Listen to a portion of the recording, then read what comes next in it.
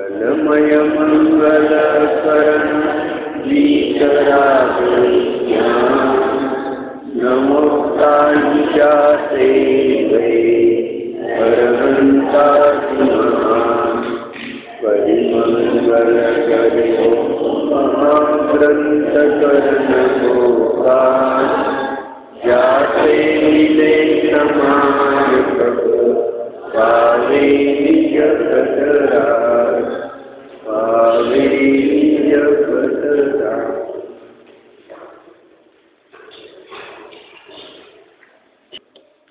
मोक्ष मार्ग प्रकाशक आचार्य करत पंडित गोवर्धनने लिहिलेला हा ग्रंथ आहे। 5वा अधिकार विविध मत समीक्षा। बहुविधी मिथ्या ग्रहण करी नदीन भयो निज भाव तातो हो प्रभाव रे सहज रूप दर्शा।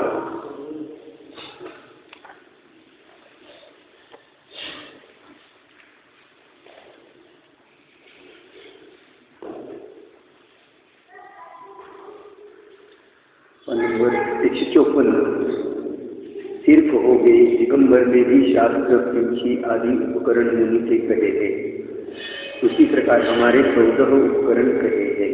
पुन्हा प्रश्न करता म्हणतो, जसे दिगंबरामध्ये देखील शास्त्र पंछी आणि कमंडलू हे मुनींचे उपकरण सांगितलेले आहे, त्याप्रमाणे आम्ही 14 उपकरण मानतो।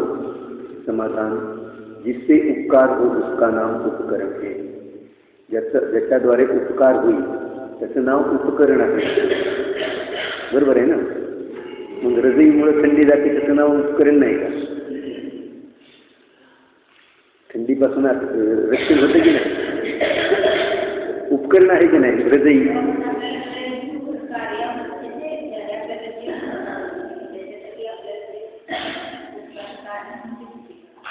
हा, हृदयी उपकरण आहे की नाही? हा, बरोबर आहे, उपकरण आहे, पण ते शरीरासाठी आहे आणि इथं धर्माचं प्रकरण आहे। आत्म्याला उपकारक आहे का ते? शरीराला जे उपकारक म्हणते त्या ठिकाणी सर्व सगळ्या वस्तू उपकारक आहेत। त्या ठिकाणी सगळे भांडी कोंडी वगैरे सुद्धा सगळे हृदयी आहे, अमुक आहे, त्यामुळे सगळे उपकारक आहेत ते शरीराला। शरीराला जे उपकारक ते आत्म्याला उपकारक नाही, आणि जे आत्म्याला उपकारक ते शरीराला उपकारक नाही, हे पहिले लक्षात घेतलं पाहिजे। हां, हे जीवस्य उपकाराय तर देहस्य अपकाराय। जे जीवाला उपकारक आहे ते देहाला अपकारक आहे, जे देहाला उपकारक आहे ते जीवाला अपकारक आहे, हे त्या ठिकाणी। तर या ठिकाणी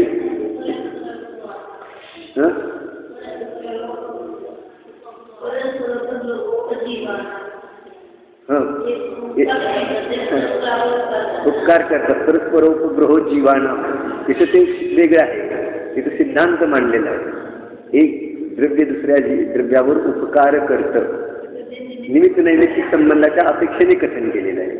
निमित्त नैमित्तिक संबंधाच्या अपेक्षेने कथन केलेलं आहे की हा, ज्या वेळेला शाताचा उदय असेल, नाही आहे की उपकारक आहे म्हणून आधीच प्रश्न केला, तुमच्या मनात शंका उत्पन्न होईल तर म्हणून उपकारक आहे, उपकरण आहे का नाही? आहे, पण ते शरीराला उपकरण आहे, आत्म्याला नाही। हां, शरीराला जे उपकरण आहे त्याच्या संबंधी राग उत्पन्न होईल, आणि शरीराला उपकारक केव्हा होईल? जर साताचा उदय असेल तर।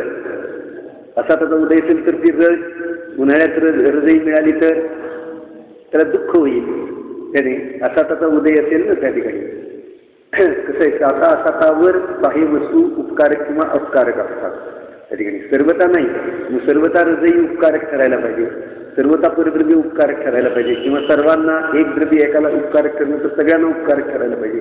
तर असं नाही काही कुठल्या द्रव्यावर उपकारक आणि अनुपकारक असं सिद्धा म्हणा। उपसन्निते करोति इति उपकार, सन्निकट ज्या वेळेला याच्या साता असाताचा उदय असेल त्याप्रमाणे सन्निकट ज्या प्रकारची वस्तू त्याला निमित्त पडते त्याच्यावर उपकाराचा निमित्त येतो। असातामध्ये पण ते उपकारक आहे, सातामध्ये पण उपकारक आहे, उपकर आहे ना त्या ठिकाणी। जीवन मरण सुख दुःख सगळ्यामध्ये परद्रव्य आहे ते उपकारक आहे त्या ठिकाणी। पण याच्या साता असाताच्या उदयाप्रमाणे एक तर महासिद्धांत असा आहे ना की या जीवाचे जे राग भाव आहेत, ज्ञान भाव आहेत, त्याला अनुसरून परद्रव्याचं परिणमन नाही। त्याला अनुसरून राग भाव सुटला म्हणून परद्रव्य सुटलं हे व्यवहाराने म्हटलं जातं, परंतु रागभाव ही जीवाची परिणती आहे आणि परद्रव्य सुटणं ही परद्रव्याची परिणती आहे. ज्ञानभाव परद्रव्याला मी ज्ञानामध्ये जाणलं म्हणून परद्रव्य आलं असं पण नाही. ज्ञानभाव ही जीवाची परिणती आहे आणि परद्रव्य येणं न येणं परद्रव्याची परिणती आहे. निमित्त नैमित्तिक संबंधाच्या अपेक्षेने कथन केलेलं असतं त्या ठिकाणी की रागभाव ज्ञानभाव. तरी पण रागभाव आणि ज्ञानभावाच्या अधीन परद्रव्याची परिणती नाही. रागभाव होता म्हणून परद्रव्य आले, रागभाव सुटला म्हणून परद्रव्य गेले असं व्यवहाराने म्हटलं जातं. पण असा संबंध नाही. त्याचा सगळा राग सुटला म्हणून त्याने राजपाठ सगळं सुटलं असं संबंध नाही. रागभाव सुटणे ही आत्मेची क्रिया आहे, जीवाची परिणती आहे आणि पर पदार्थ सुटणे ही परद्रव्याची परिणती आहे. दोन्हीही स्वतंत्रतेने हा वीतरागतेचा महासिद्धांत आहे आणि हा नीट समजून घेतला नाही तर रागामुळं परद्रव्याची परिणती, परद्रव्यामुळं रागाची परिणती, परद्रव्य आल्यामुळं मला राग उत्पन्न झाला, परद्रव्य नसतं तर रागच उत्पन्न झाला नसता असं नाही. राग तुझ्या स्वतंत्रतेने उत्पन्न झालाय, तू केला म्हणून तुझ्या योग्यतेप्रमाणे. परद्रव्याची परिणती परद्रव्य काय म्हटलं का तू राग त्या ठिकाणी आणि राग सुटला म्हणून परद्रव्य सुटलं असं पण नाही त्या ठिकाणी. त्या निमित्त नैमित्तिक संबंध आहे. ज्या वेळेला राग सुटला त्यावेळेला रागाचे निमित्त पण सुटतात, म्हणजे रागाच्या निमित्ताचं लक्ष पण सुटतं. रागाचे निमित्त सुटतात म्हणजे कुठे जातात निघून, तिथेच राहतात ना, जागेवरच असतात त्या ठिकाणी. त्याचं लक्ष सुटतं. राग सुटला तर रागाच्या निमित्ताचं लक्ष पण सुटून जातं. असा निमित्त नैमित्तिक संबंध जाणून त्याचा राग सुटला म्हणून परद्रव्य पण सुटलं असं म्हटलं जातं. परंतु मग एक द्रव्य दुसऱ्या द्रव्याची क्रिया करतो असं मानण्याचा प्रसंगी तर त्या ठिकाणी वस्तूची स्वतंत्रता लक्षात घेतल्याशिवाय वीतरागता प्रकट होत नाही. वस्तूची स्वतंत्रता, राग स्वतंत्र आहे, ज्ञान स्वतंत्र आहे, परद्रव्य येणं राहणं सुटणं हे सगळं अलग आहे. शरीराच्या प्रती खूप राग होता म्हणून शरीर जास्त काळ टिकलं, त्यांच्या शरीराच्या प्रती रागच नव्हता म्हणून ते सुटून गेलं असं आहे का? जितक्या काळ शरीर टिकणार आहे तितकं टिकणार आहे. तुझा राग तुझ्या रागाच्या कारणाने राहणार आहे असं आहे ना त्या ठिकाणी. म्हणजे स्वतंत्रता पहिल्यांदा निश्चित केल्याशिवाय वीतरागता प्रगट होत नाही आणि वीतरागता प्रगट झाल्याशिवाय चारित्र्य प्रगट होत नाही, मुनीपणा प्रगट होत नाही.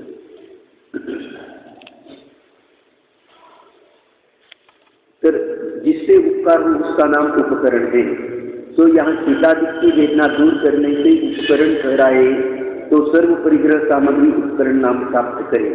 शीतादिकाची वेदना दूर करण्यामध्ये ते उपकरण ठरविलं तर सर्व परिग्रह आहे तर कुठलं न कुठलं त्या ठिकाणी विकार दूर करण्यामध्ये कारणभूत असल्या कारणाने त्याला उपकरण नाव प्राप्त होईल. परंतु धर्म में उसका क्या प्रयोजन, वे तो पाप के कारण है. धर्मामध्ये त्याचं काय प्रयोजन? त्याचं प्रकरण धर्माचं आहे. शरीराला उपकारक आहे तिथे त्या ठिकाणी धर्मामध्ये जे धर्माचं प्रकरण आहे आणि या ठिकाणी शरीर मग इथं देह आणि आत्मा जर एक मानेल तर इथंच अधर्माची सुरुवात होईल ना. देह जीव को एक गेले भैरात्मकत्व आहे ना त्या ठिकाणी. शरीरावर जितके प्रीतीभाव आहे ते तितकं दुर्गतीचं कारण आहे ना त्या ठिकाणी.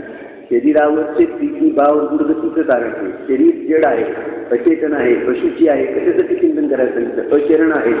तरी शरीरावरचं प्रेम कमी करण्यासाठी, अभाव करण्यासाठी शरीरावरचं. शरीर मी नाही असं अंतरंगातून भासित झाल्याशिवाय धर्माची सुरुवात होत नाही. अंतरंगातून शरीर ज्या वेळेला सुटणार आहे त्यावेळेला सुटणार आहे. तुझा भले आता शरीरासंबंधी सर्व राग निघून गेलेला असेल तरी सुद्धा शरीर केवली भगवंताचं सगळ्या शरीरावरचा राग निघून गेलेला ना. 8व्या वर्षी केवल ज्ञान झालं, त्यांचा शरीराच्या प्रती किती राग आहे? अंश मात्र देखील नाही. तरी सुद्धा 1 कोट पूर्वाला 8 वर्ष कमी इतक्या काळपर्यंत शरीर टिकून राहते. तरी राग सगळा निघून गेलेला आहे तरी शरीर टिकून राहतं तरी. आणि शरीराच्या प्रती खूप राग आहे. 5 मिनिट आता थांबतो अजून टिकत नाही का त्या ठिकाणी. सगळे येत आहेत त्या ठिकाणी ऐकत नाही ते असं आहे ना त्या ठिकाणी. म्हणजे राग आहे म्हणून पर वस्तू टिकते, पर वस्तू येते ही मान्यता पहिल्यांदा काढून टाका. दुकानाच्या प्रती खूप राग आहे त्या ठिकाणी. सकाळपासून संध्याकाळपर्यंत दुकानदारी करतो म्हणून खूप पैसे मिळतात असं नाही त्या ठिकाणी. थोड्या वेळ दुकानदारी करतो म्हणून कमी पैसे मिळतात असं पण नाही. परद्रव्य येणं न येणं, थांबणं, निघून जाणं हे रागाच्या अधीन नाही, ज्ञानाच्या पण अधीन नाही. ज्ञान अलग वस्तू आहे, राग अलग वस्तू आहे, परद्रव्य अलग वस्तू आहे. तिन्ही ते निर्णय करा. ज्ञान आत्म्याचा त्रिकाली स्वभाव आहे. राग एक समयाच्या पर्यायामध्ये उत्पन्न होणारा अगांतुक भाव परलक्षी परिणाम आहे. विकारी भाव विभाव परिणती आहे ती ज्ञान ज्ञानाच्या कारणाने स्वतंत्रतेने होतंय, राग रागाच्या कारणाने स्वतंत्रतेने होतोय, आणि परवस्तू येणं थांबणं जाणं टिकणं न टिकणं हे त्याच्या त्याच्या अधीन स्वतंत्रतेने होते. हा महासिद्धांत आहे, याच्यावर खूप विचार करा. आणि हा सिद्धांत पत्नी पडल्याशिवाय कुठल्याही मार्गाने त्या ठिकाणी मुनी वगैरे बनेल तर तो वास्तविक मुनी बनू शकत नाही. आलं लक्षात? हे पहिले निश्चिती करणं आवश्यक आहे अंतरंगामध्ये.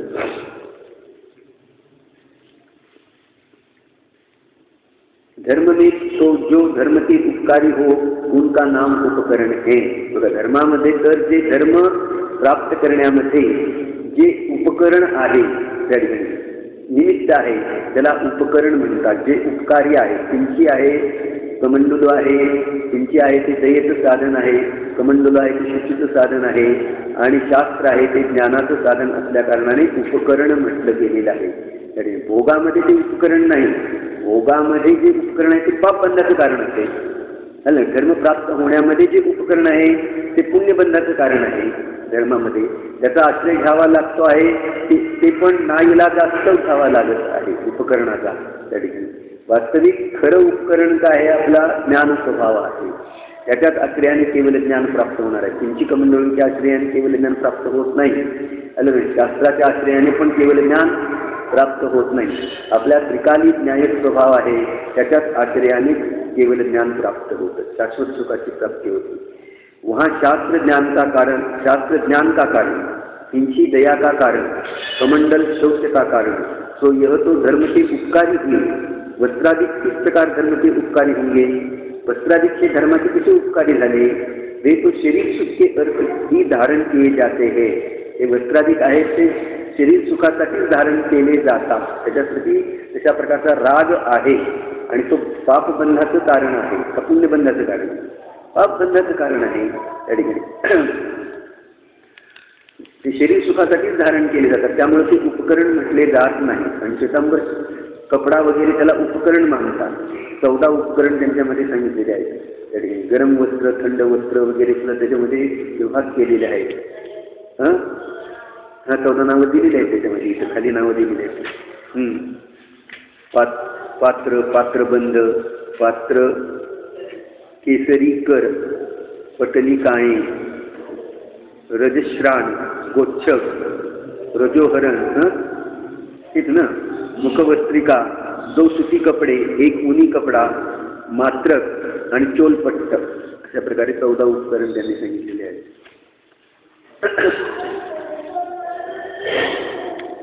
सुनो और सुनो, यदि शास्त्र कर महंतता दिखाए, पीछे से बुहारी दे, कमंडल से जलादिक दिए व मैल उतारे, तो शास्त्रादिक भी परिग्रह ही है. परिग्रह कशाला म्हणायचं? मूर्छा परिग्रह. त्याच्यामध्ये अहमभाव करेल, कषाय भाव करेल, रागादिक भाव करेल त्या ठिकाणी, तर ते परिग्रह झाले. कषाय भाव वृद्धी करण्यामध्ये, राग भाव वृद्धी करण्यामध्ये जे उपकरण ठरलं. सुनो, यदि शास्त्र कर महंतता दिखाए, शास्त्र ठेवून शास्त्राच्याद्वारे मी मोठा, माझ्याकडे इतके शास्त्र आहे, इतक्या शास्त्राचा मी ज्ञाता आहे, अशा प्रकारे महंतपणा दाखवे, माझं हे सगळं पाठ आहे, तर काय झालं? ते शास्त्र त्याला परिग्रह झालं. इथे गोष्ट लक्षात, माझ्याकडे इतके शास्त्र आहेत, मी सगळे शास्त्र जतन करून ठेवलेले आहेत, मी सगळे सांभाळून ठेवलेले आहेत त्या ठिकाणी, अशा प्रकारे तो महंतता दाखवेल तरी सुद्धा काय आहे? मुनींच्यासाठी ते पापबंधाचं कारण आहे. त्याच्यामध्ये पिंची से बुहारी दे, पिंची कशासाठी आहे? आशीर्वाद देण्यासाठी है ना. आणि आपल्याला पण बरं वाटतं, डोक्याला पिंची लावली तर बरी वाटते की नाही? महाराज पिंची का आशीर्वाद दो, महाराज पिंची का आशीर्वाद दो, लोक म्हणतात ना, महाराज पिंचीचा आशीर्वाद द्या. ज्ञानाचा आशीर्वाद नको. पिंची तर या ठिकाणी पिंचीचा आशीर्वाद देण्यासाठी उपयोग करेल तर तो परिग्रह झाला. आलं लक्षात? पिंची फक्त दयेचं साधन आहे. बुहारी म्हणजे झाडणं. हां हां हां त्या ठिकाणी हां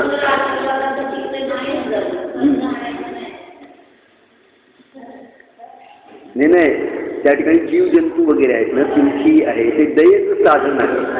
उन्हातून जर सावलीत आले, सावलीतून उन्हात गेले तर त्या ठिकाणी जे जीवजंतू वगैरे असतात ना त्या ठिकाणी ते त्या ठिकाणी किंवा पाटावर वगैरे बसायचं असेल तर त्या ठिकाणी पाटावर तुमची फिरवून मग ते बसणार.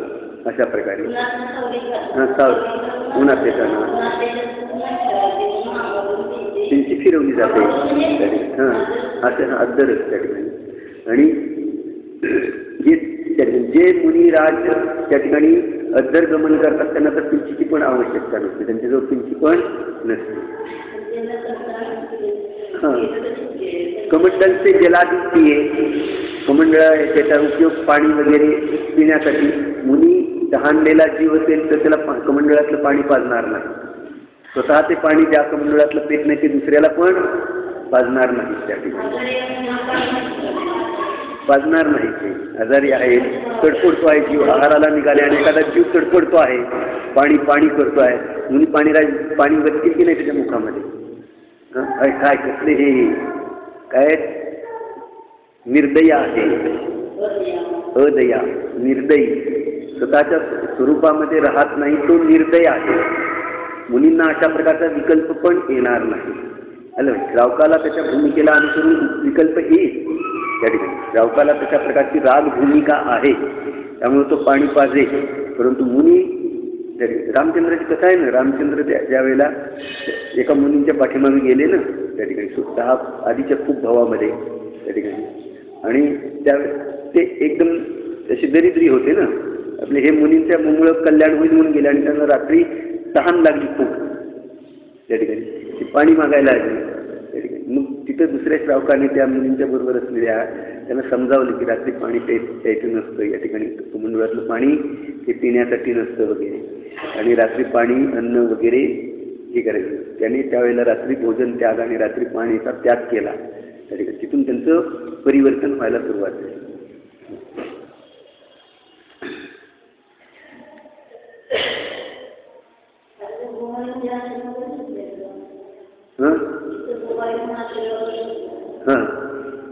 ठीक आहे की, म्हणजे पिंचीचा उपयोग दयेसाठी केला जातो त्या ठिकाणी. आणि तर या ठिकाणी हे सगळे परिग्रह होतील, परंतु मुनी ऐसे कार्य नहीं करते. परंतु मुनी असं कार्य करत नाही. इसलिए धर्म के साधन को परिग्रह संज्ञा नहीं है. धर्माच्या साधनाला परिग्रह संज्ञा नाही. भोग के साधन को परिग्रह संज्ञा होती है ऐसा जानना. जे भोगाची साधना आहे त्याला परिग्रह संज्ञा आहे. मुनी होण्याची शक्ती नसेल तर तू श्रावक राहून धर्माचं पालन कर. आणि लक्षामध्ये मुनी बनण्याची शक्ती त्या ठिकाणी परिशहाधिक सहन करण्याची शक्ती प्रगट होईल. त्यावेळेला परद्रव्यापासून परिणाम उदास कर, पहिल्यांदा निवृत्त कर आणि मग मुनी बन. हा मुनी बनण्याचा क्रम आहे. फिर कहोगे कमंडल से तो शरीराधिक का मल दूर करते हैं, परंतु मुनी मल दूर करने की इच्छा से कमंडल नहीं रखते. शास्त्र पढ़ना आदि कार्य करते हैं, वहाँ मल लिप्त हो तो उनकी अभिनय होगी, लोक निंद्य होंगे. इसलिए इस धर्म के अर्थ कमंडल रखते हैं. बस शरीराचं मल दूर करण्यासाठी म्हणून पण पाणी ते कमंडल ठेवत नाही, परंतु शास्त्र वाचावं लागतं, मंदिरात जावं लागतं, त्या ठिकाणी बाकीच्या क्रिया त्या ठिकाणी मन लिप्त होईल तर लोकनिंद्य बनेल, म्हणून या ठिकाणी ते कमंडल ठेवतात. इसलिए इस धर्म के अर्थ कमंडल रखते हैं. लक्ष कुठं आहे? धर्म कार्य करण्याकडे, शरीर स्वच्छ करण्याकडे असं लक्ष नाही. म्हणजे अभिप्रायामध्ये देखील आपल्याला धर्म करायचा आहे आणि शरीर जर तेवढ्या प्रमाणामध्ये व्यवस्थित ठेवलं नाही तर आपल्याला धर्म करता येणार नाही, लोकनिंद्यपणा होईल. या दृष्टिकोनातून ते कमंडल ठेवतात. इस प्रकार पिंची आदि उपकरण संबंधित है, वस्त्रादि उपकरण संज्ञा संभव नहीं है. म्हणून पिंची वगैरेला उपकरण संज्ञा संभवित आहे, वस्त्र वगैरे आहे त्याला उपकरण संज्ञा संभवित नाही. काम अरति आदि मोह के उदय से विकार बाह्य प्रकट हो तथा चिताधिक सहे नहीं जाएंगे, इसलिए विकार ढकने को व चिताधिक मिटाने को वस्त्राधिक रखते हैं. और मान के उदय से अपनी महंतता भी चाहते हैं, इसलिए उन्हें कल्पित युक्ति द्वारा उपकरण ठहराया है. हे या ठिकाणी विकार दूर करण्यासाठी वस्त्राधिक दूर ठेवले जातात. थंडी वगैरे सहन होत नाही म्हणून या ठिकाणी वस्त्र वगैरे ठेवले जातात. मानाच्या उदयाने महंतता पण इच्छितो, वस्त्र पण ठेवायचे आणि मोठेपणा पण मिळाला पाहिजे. सगळ्यांनी मुनी पण म्हटलं पाहिजे, सगळ्यांनी नमस्कार पण केला पाहिजे. म्हणून अशा प्रकारची युक्ती करून त्याला उपकरण ही संज्ञा श्वेतांबराने दिलेली आहे. तथा घर घर याचना करके आहार लाना ठहराते हैं. सो पहले तो यह पूछते हैं कि याचना धर्म का अंग है या पाप का अंग है. यदि धर्म का अंग है तो मांगने वाले सर्व धर्मात्मा हुए और पाप का अंग है तो मुनि के किस प्रकार संभव है. घरी घरी जाऊन प्रत्येक याचना करतात ते ज्या घरी पडगावून येतात त्या घरी ते जाणार नाही का, ते म्हणणार उद्दिष्ट आहार आहे. दुसऱ्या घरी जाणार तिथे याचना करून मागून नाही इथे झालं होतं ना. इथे ते 2-4 श्वेतांबर आले होते की नाही, तर त्या ठिकाणी महाराजांच्या घरी या म्हणून सांगितलं, काय नाही गेले. उद्दिष्ट झालं ना, ते तुमच्यासाठी आम्ही तयार केलेलं आहे या, ते उद्दिष्ट झालं. जे मागून मग त्यांच्या घरी पडगावून नाही. तर त्यांना विचारलं का आहे, तर ते म्हणाले की तुम्ही बनवलं ते आमच्या उद्दिष्टाने बनवलं, त्यामुळे आम्ही तसं घेत नाही. म्हणजे उद्दिष्ट आहाराचा दोष होतो अशा प्रकारे. म्हणून आम्ही मागून घेतो त्या ठिकाणी. त्या ठिकाणी कोणाच्या पण घरी मागून घेतात ते त्या ठिकाणी. माहीत काय कुठं आहे, हे जैन आहेत, हे अजैन आहेत त्या ठिकाणी. तुमच्या यांना तरी कुठं माहीत होतं त्या ठिकाणी, असं ते समजत ना त्या ठिकाणी. मग त्या ठिकाणी त्रासूक आहार कसा मिळाला, शुद्ध आहार कसा मिळणार, अजैनाच्या घरी शुद्ध आहार कसा मिळेल असं. तथा घर घर याचना करके आहार लाना ठहराते हे. घरी घरी ती रूढी पडली ना, त्या 12 वर्षांमध्ये काय रूढी पडली त्या ठिकाणी. असं पडगावून घ्यायचं म्हणजे तिथं आहार आहे लोकांना माहीत होणार ना, मग लोक ते लुटून नेणार. मग त्या ठिकाणी ते दुःखी कपडे घालून जायचे आणि आहार लाकडी भांड्यामध्ये घेऊन जायचे. ते पण त्या ठिकाणी भांडं धातूचं ठेवायचं नाही, लाकडी भांडं असं आहे त्या ठिकाणी, की कोणी चोरून नेण्याची कोणाला इच्छा होणार नाही अशा प्रकारे. तर ती रूढी पडली बरोबर जाऊन याचना करण्याची, आणि मग ती पुष्कळशी कायम काही जणांनी कायम ठेवली. तसाच एक पण समज पडला. सो पहिले तो यह पूछते हैं कि याचना धर्म का अंग है या पाप का अंग है. याचना करणे हे पाप मानले गेले. आत्मानुशासनमध्ये एक श्लोक आला ना, काय आला आत्मानुशासनमध्ये एक श्लोक आला, जे याचना करतात त्याच्यात दे वचनम श्रुत्वा देहस्थ पंचदेवता मुखम निर्गत्य गच्छन्ति श्री धी धृती कीर्तया. दे या शब्दाबरोबर देहामध्ये असलेल्या 5 देवता निघून जातात. म्हणजे या ठिकाणी ते पापाचं कारण असते त्या ठिकाणी. अशा प्रकारचा एक आत्मनुशासनमध्ये श्लोक आला.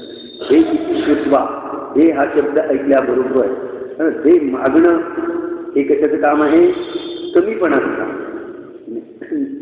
मुनी कसे मागतील, याची वृत्ती आहे या ठिकाणी.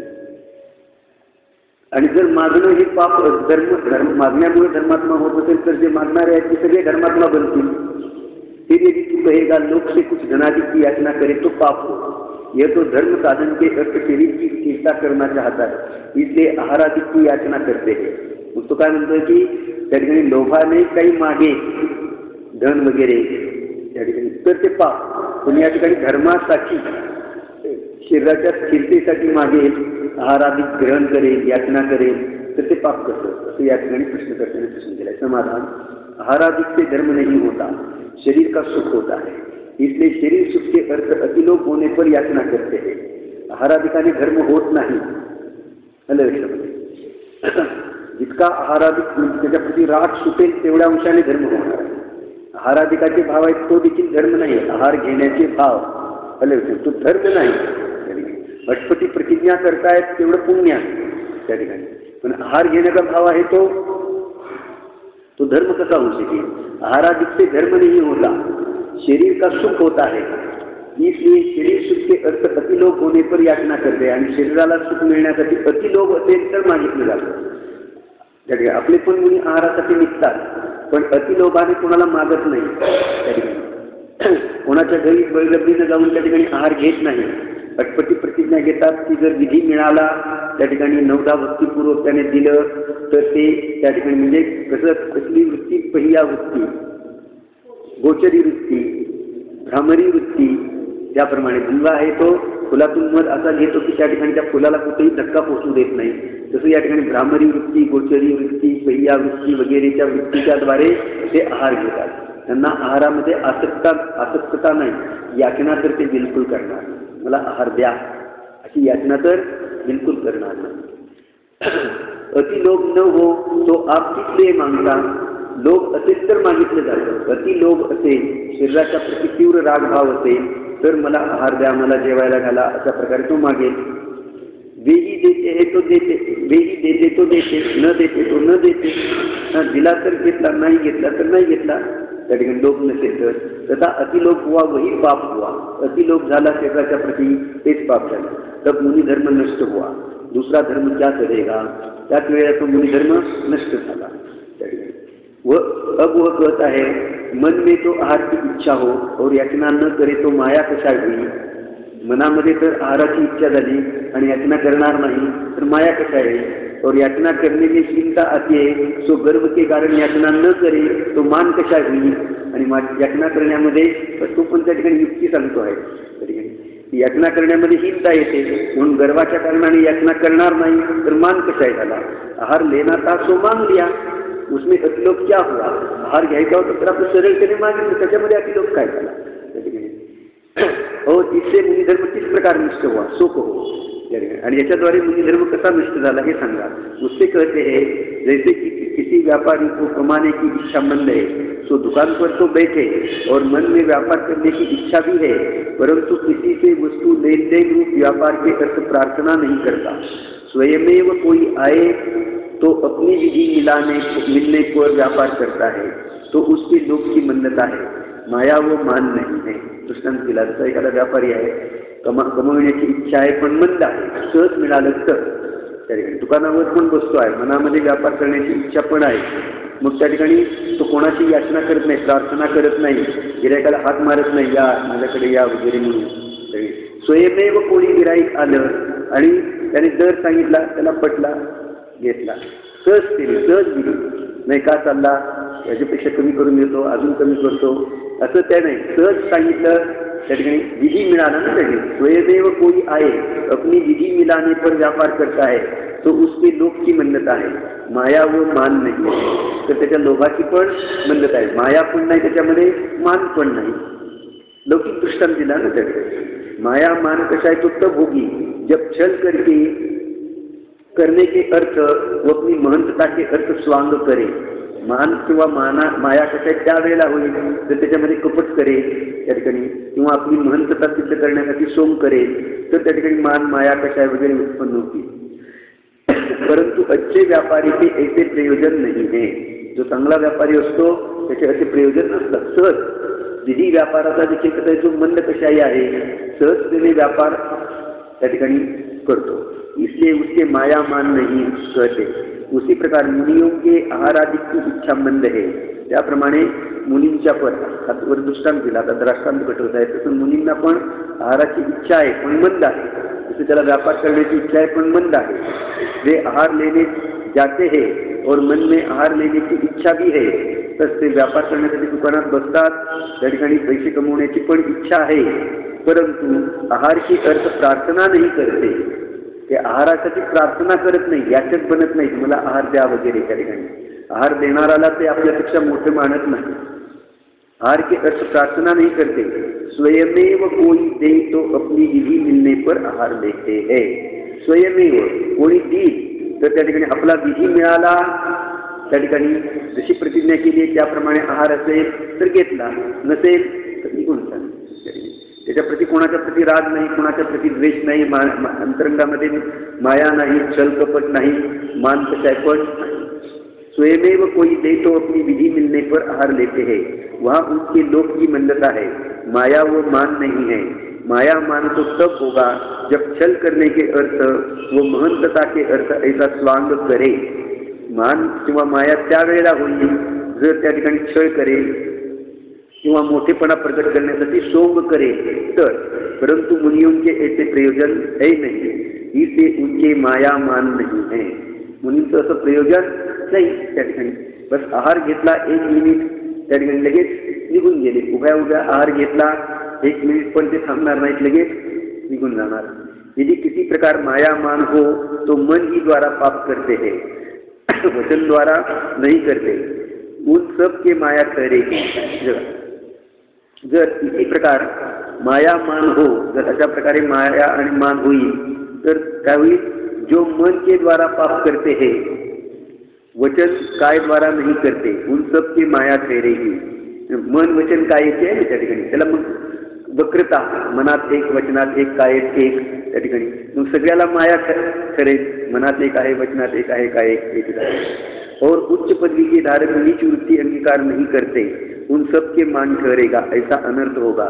उच्च पदवीचे जे धारक आहेत ते नीच वृत्ती अंगीकार करत नाहीत, त्यांना पण अंतरंगामध्ये मान आहे असं म्हणावं लागेल, तर असा अनर्थ होण्याचा प्रसंग येईल. तथा तूने कहा आहार मागणे में अतिलोभ क्या हुआ.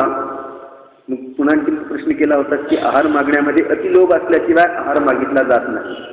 सो अति कशा आहे तो सब लोकनिंद्य कार्य अंगीकार करके भी मनोरथ पूर्ण करना चाहता है और मागना लोकनिंद्य है. अति कशाय झालं तर त्या ठिकाणी लोकनिंद्य कार्य अंगीकार केलं जातं आणि मागणं हे काय आहे? मनोरथ पूर्ण करण्यासाठी मागणं हे लोकनिंद्य आहे.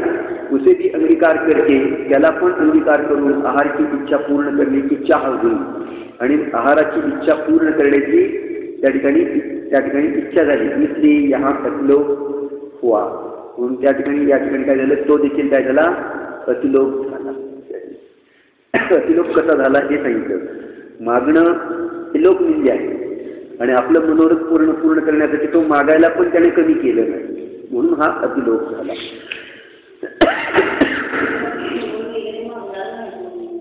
हा सर त्या ठिकाणी आहाराला निघाले, पडघावून घेतलं 9-10 भक्तीनं या ठिकाणी खड्डा बुजवण्यासाठी काय म्हणतात त्याला? गर्तपूर. जसा खड्डा बुजवण्यासाठी त्या ठिकाणी नाईलाज असतो त्या ठिकाणी थोडासा आहार टाकला पोटामध्ये आणि निघून गेले. अशा प्रकारे पहिया वृत्ती. चाकाला बंधन किती दिलं जातं? त्याच्यामध्ये वंगणाची बाटली असते की नाही, त्याची वत्ता नाही, मग त्याच्यामध्ये एक काडी असते, तार असते, म्हणजे तारेने असं 2 थेंब 4 थेंब जेवढं वंगण आहे त्या ठिकाणी गाडीला जेवढं आवश्यक आहे तेवढंच टाकलं जातं. तसं आहे त्या ठिकाणी वृत्ती सांगितली ना, अंगार धर्म. आळस येईल, अतिलोभाने खाणार नाही, वृद्धतेने खाणार नाही. कारण सगळ्यात पाप 1 नंबरचं पाप कोणतं आहे? वृद्धतेचं. आसक्ती आहे ना त्या ठिकाणी. आसक्तीचं पाप 1 नंबरमध्ये आहे. रात्री भोजनामध्ये अहिंसा, हिंसेचं पाप आहे, पण रात्री भोजनामध्ये सगळ्यात 1 नंबरचं पाप वृद्धतेचं आहे. अति आसक्त झाल्याशिवाय रात्री भोजन केलं जात नाही. वृद्धतेचं पाप 1 नंबरवर आहे, हिंसेचं पाप 2 नंबरवर आहे. आलं लक्षामध्ये? हिंसा होते पंचेंद्रियापर्यंतच्या प्राण्याची हिंसा होते. 1 इंद्रिय 2 इंद्रिय तर ते दिसत नाही, परंतु 5 इंद्रिय वगैरे 4 इंद्रिय त्या ठिकाणी जे उडणारे असतात, पंख असलेले ते 4 इंद्रिय आहेत त्या ठिकाणी. तर अशा प्रकारच्या जीवांची पण रात्री हिंसा होते, पण ते पाप देखील 2 नंबरवर आहे. वृद्धतेचं पाप म्हणजे आसक्तीचं पाप 1 नंबरवर आहे.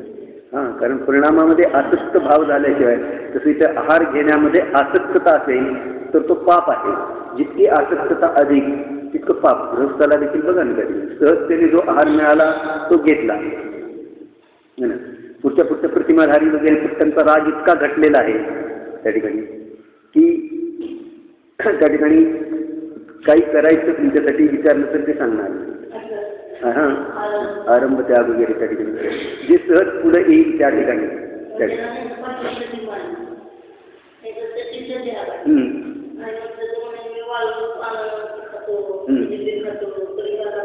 आसक्ती आहे. आसक्तीचा दोष आहे ना. खूप दिवसाचे पदार्थ साठवून ठेवून खाणे, पुढच्या काळामध्ये आपल्याला हे मिळणार. आसक्तता अधिक आहे. आसक्तता आहे म्हणून तर ते आसक्तीच्या पापामध्ये महाभारतामध्ये लोणची मुरब्बा वगैरे आहेत ना, खूप दिवसाचे पदार्थ, त्याच्यामध्ये आसक्तीचं पाप खूप आहे. ते नरकाचं द्वार सांगितलं त्या ठिकाणी. खूप दिवसाचे पदार्थ साठवून ठेवायचे त्या ठिकाणी, बरण्या वगैरे भरून ठेवायचे, डबे भरून ठेवायचे आणि खूप दिवसानंतर ते खायचे. तर त्याच्यामध्ये आसक्तता आहे. वृद्धता अधिक असल्या कारणाने ते पापबंधाचं कारण आहे. सांगितलं.